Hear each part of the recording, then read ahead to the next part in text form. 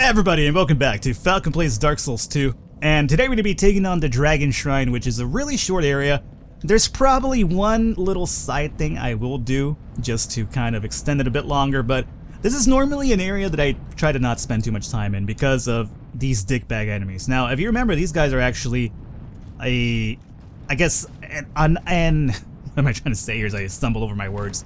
They are an unfucked version of the Knights at Heights Castle. Remember those guys, big dudes, you know, just swing like crazy all the time? Well, these guys are basically the same as them, just, you know, not all jacked up. And this guy's gonna block my path now. Don't be such a scumbag.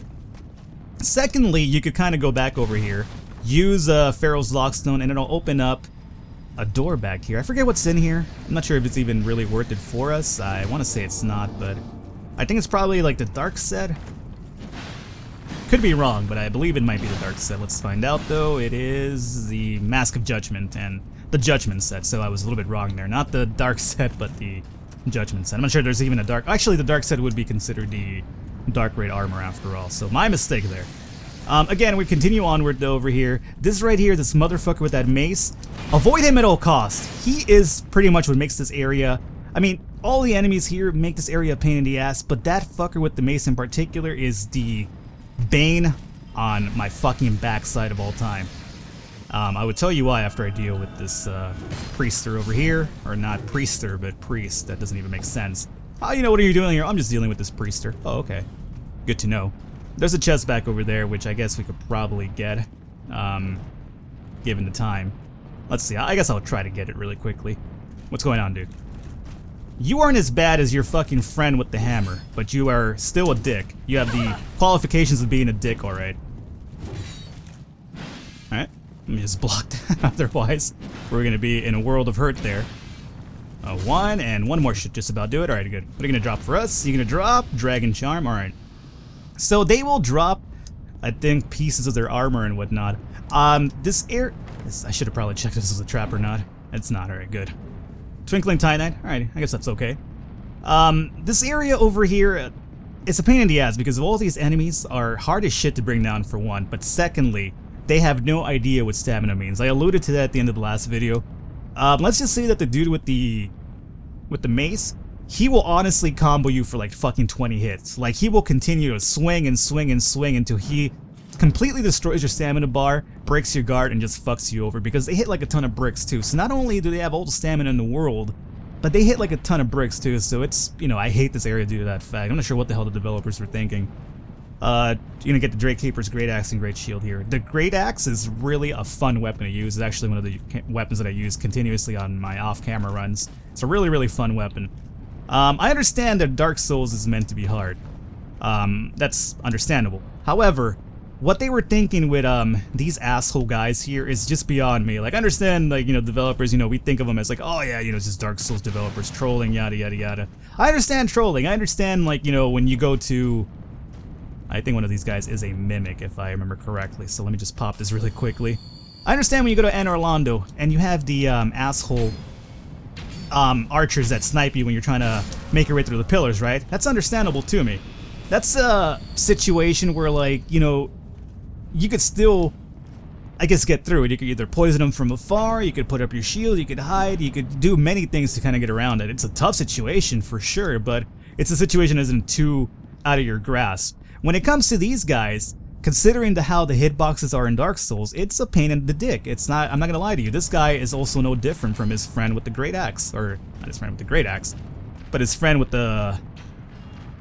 Put your shield down so I can at least poison you, alright? You want to be a cheating dickbag with your friends, and I will be a cheating dickbag myself. So yeah, the situation here is that these guys not only hit hard, but they have infinite stamina, it seems. They'll just keep swinging and swinging and swinging. They'll break your guard, and what makes it difficult is you could say, like, oh, if that's the case, then don't block. Just, cool. Let's just hit me through the walls as well. Cool, let's just kill me as well. That's perfectly fine as well. God damn it, I hate this area. I want to like this area. The overall feel for it is cool, but it's just a fucking pain in the dick, to be quite honest with you. So yeah, you could say, well, if that's the case, then don't block. You know, just dodge, right? Well, I understand. I understand dodging is a really imperative part of Dark Souls. I mean, it's basically the next level of gameplay. You know, when you start off with Dark Souls, you guard a lot and everything like that. I guard at this point out of I guess at this point, like, I'm just so accustomed to guarding. Like, I most of the times don't even have to guard. I just always walk around like this with my guard up just because I'm always very cautious, because I'm always thinking there's going to be a fucking trap around the corner.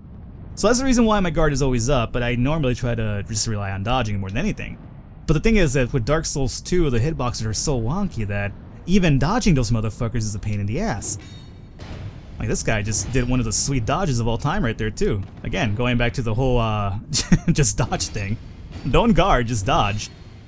Like, even with this guy, see, I'm not necessarily putting my shield up because I kind of understand enemy patterns in a sense, even though this guy just being kind of a cheap dick about this whole thing. Don't kill me when I'm so close to killing you right now. All good. Let me just drop in Estus because we're not going to really need Estus. There's going to be no boss in this area. But I wanted to come in through here just so I could pick this up, which is a petrified egg. If I remember correctly, you give this to somebody and then you're allowed access to the Dragon Covenant. So the Dragon Covenant is back. I'm pretty sure anyway that's how it works. I haven't joined the Dragon Covenant myself, or I guess I did when I gave the egg to whoever accepts it, but I really haven't gone beyond the whole point of just joining the, you know, the Covenant just for the sake of joining it, right? And that over here, I forget what's in this chest. Let's find out though. But yeah, going back to, oh, 1 second, let me find out what's in the chest before I confuse myself here. Crystal Magic Weapon, which is a really, really good spell. What I did in my initial run of Dark Souls, because I knew that Crystal Magic Weapon was really powerful. Let me see if I can just poison this motherfucker from afar, because again, he's not even the one I'm worried about. I'm really worried about his friend back there with the goddamn mace. Normally, what you like to do against these guys is actually just run through, because there's going to be a door that you have to open. Again, another fucking deterrent in your path to avoid these guys, because there's a door. It's kind of like, oh, okay, cool, now you have to wait till you open the door. And in the meantime, these guys with infinite stamina would just, you know, pretty much make your life a living hell. Let me see, let me play it on the ballsy side here, and I'm gonna go down there and see if I could trigger one of these infinite attacks for you guys to see. It might kill me, and I'm not too happy about that idea. Let's see here, okay. Alright, you're fucking around right now. He has the big swing attack first and foremost, and then, there you go. This might be it, no. Well, you saw that, right? Okay. There we go, you see? Look at that, he's still swinging. That's still part of his set of swings. Stamina, motherfucker, do you know it? Apparently you don't. There he goes, this one's the worst. And I should just really stop fucking around. Okay, let's get through the door, get through the door, get through the door, get through the fucking... Oh yeah, of course it opens outwards too. Okay, so that was a good example of it. You can't come in through the door big and tall, right? You need to relax back there. So yeah, it's a fucking total pain in the ass. I hate it for that fact alone. Over here, we're gonna deal with a few more enemies. Most of the times, unless you're trying to farm them, there's no reason to fight anybody here. That's what I don't like about Dragon Shrine too much. Like, it's very little to no incentive to fight most of the enemies here, because unless you're, again, trying to farm something in particularly, like, you know, these knights, these dragon knights don't show up in most of the game but here, so you could hang out here to farm. But other than that, I really don't see the upside to having these guys here other than, you know, guarding your path to the, you know, ancient dragon. But, you know, it just seems really trivial to me because they'll stop right there. Is that guy? What was that guy? That guy seemed to have like a status effect on him for some reason. He's like glowing, right? That was weird. They'll stop right there and they'll leash away. So, I mean, Dragon Shrine, it just doesn't really promote you to want to fight most of these enemies because, you know, number one, they overnumber you for one. And secondly, all those guys can just run by them. I don't have to sit there and fight one by one to get over here because there's no incentive. There's no other like side area for me to go want to check out, essentially, I'm trying to get at here. Let's talk to the Ancient Dragon though.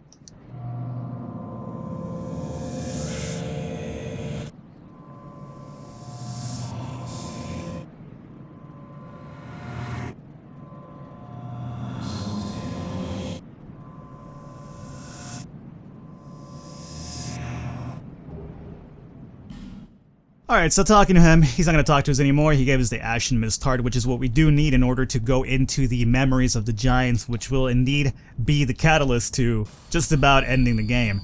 Ancient Dragon, you could fight him. He's not a hard fight whatsoever. He is capable of one-shotting you, as you could imagine. A lot of people like to fight him by just hanging out under him, hitting him around by the tail or the leg, or I think it's like one of those legs, and then running away towards the edge or towards his tail to avoid his flame attack. Spoilers, it's a lot easier if you fight him face to face, like so, and keep him, just basically keep him or keep yourself at an angle to him, like say over here, right? And what this will do is that it'll trigger his front flame attack. When he flies up in the air, he engulfs the whole area just about with fire, and that's an instant kill, just about, I'm pretty sure. I've never survived it myself. And then I realized you could just fight him face to face and trigger his front attack, which is so easy to move out of the way. You go in there, you hit his arm a few times, rinse and repeat over and over, and he is pretty much easy to kill. And we will take care of him, probably after we're done, just about towards the end of the game. Well, we're almost towards the end of the game, but there's probably 1 or 2 more areas that we need to clear. We'll clear those out, and then we'll probably do a little run through Ancient Dragon. We still have the Chariot boss that we haven't killed, and I think that's pretty much it. That might just be about it. So, how about we go ahead and... I'm not sure if this has been a long episode as it was. That probably hasn't been, because I can't really imagine this being so long. So let's actually just do the last part that we need to do to make this easier. So let's go to the Forest of Fallen Giants.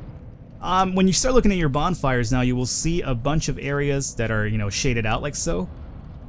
Just for instance, those are things that you have to open up, or bonfires that you haven't opened up just yet. Am I going to do that? Probably I will, probably I won't. I'm not really entirely sure just yet. I haven't used my souls, by the way, since my last boss fight, but again, I don't really care at this point. Levels aren't really that trivial at this point, and I have the stats that I am comfortable with anyway, so it doesn't really matter. So what I'm going to do here is go down to the Fallen Giants area, and this will basically, what I'm going right now is to get the last piece of the puzzle that we need in order to open up the way to the last fight, or the boss of the game, I should say. Which is where, I was about to call it the Kiln, but it's not the Kiln in Dark Souls, it's actually the Throne of Want that we're trying to go to this time. Is there going to be Red Knights or Black Phantoms here? No. I guess that's only a New Game Plus exclusive thing. So again, we have to switch over to the King's Ring one more time. You know, just make it as annoying as possible for me. That's okay. King's Ring. Alright. Open up, door. Open sesame, whatever the hell you need to open up. Trigger it up, open. Again, this is a way to conceal loading screens and whatnot. It's honestly a pain in the ass. Just open the fucking door. I don't want to go through this. You're not really even loading too much back here, to be quite honest with you. But either way, this is one of the bonfires that we were missing from the teleport thing. So like if we were to travel, see there's the place unbeknownst. That's basically one of the bonfires that we were missing from this area.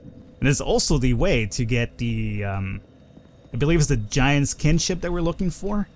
And we get that by fighting the Giant King, I should say.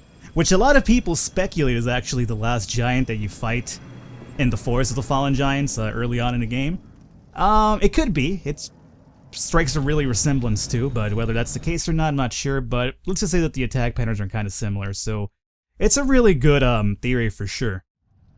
This area here is going to be interesting because, first of all, it's a memory of a J. So what we're doing is going almost back in time, which is no surprise in Dark Souls. And remember, Dark Souls 1, with the DLC, it kind of brought us back in time. Well, in this area, let's be very careful here first and foremost. And let's see if we can just run through here without taking too much damage. I shouldn't have jumped right there. What I want to do is go through these barrels without taking that fire to the face. Then this head will roll over here and kill the giants that were fighting the guards over here. Yeah, that'll kill them. And now it gives us a clear advantage to this motherfucker over here. The giant lord.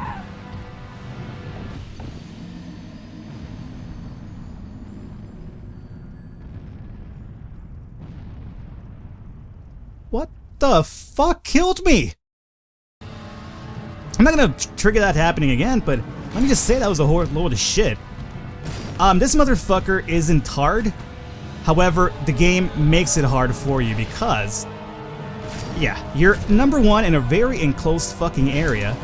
He does some weird spin attack, which it's almost impossible to kind of trigger because you can't see what the hell he's doing since he's so goddamn tall. And look at this little bullshit area they give you to fight him. I'm not a big fan of this fight. Thanks a lot, camera.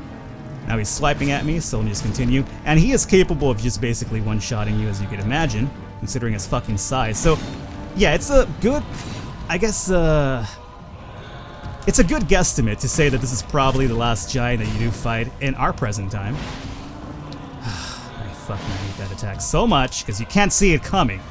Like, there is a sign, there's a show that he will do it, but because of the goddamn camera and how enclosed you are here, it's just so hard to fucking see it. He's almost dead. Don't die now. I will just trade blows with him. I don't give a shit. I hate this fucking boss, to be honest with you. Look at this little enclosed area. He takes up most of the area here, and you're just over here enthralled. I'm not sure if you can even draw him out over here. I've never tried that before. Let's not die after killing the goddamn boss now, Falcon. And there's a few items over there I could grab. I forget what this is. Probably nothing useful, something to get me killed. Old radium life gem, yeah.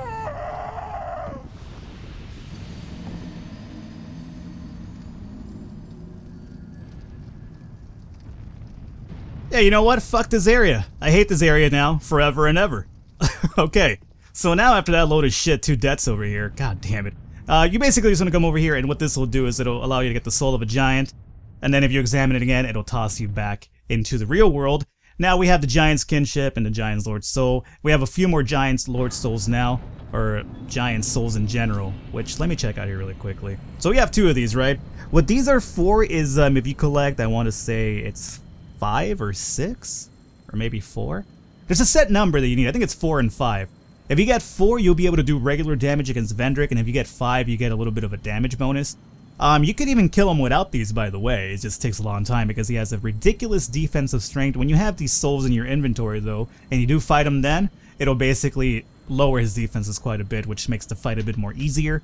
Because he is a relatively easy boss, but he just hits like a truck, and he'll drain your stamina if you're trying to guard it. So you have to get either really good at dodging through and whatnot. So I fought him before with the required amount of souls, and it was relatively easy.